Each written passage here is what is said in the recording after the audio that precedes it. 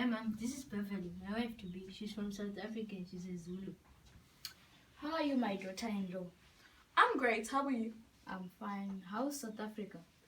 It's great. How's him? Oh, Zim is nice. So how long are you gonna be staying here?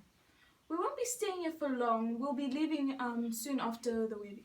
Okay, I wanted to show you around Zim. Nah, don't worry. It's fine.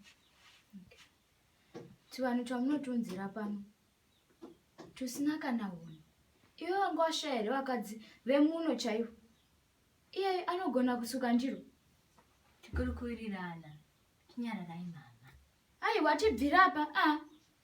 Chivanhu chisina kana hunhu apa hona zvaakatipfekera apa. Unofunga kuti tikaenda naye kwana tezvara kana kwasekuru anomubvuma iyeyo.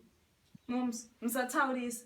Mayambara hangu nichizvinyarira asi makutaurisa. Chii chakashata nekubva kuSouth? Unotonzwa Shona? Ndakadziswa nemwana wenyu. Muchangotsaurisa nezvekungonyeya vanhu, muchanyadziswa. Ndanyara. Nyarai.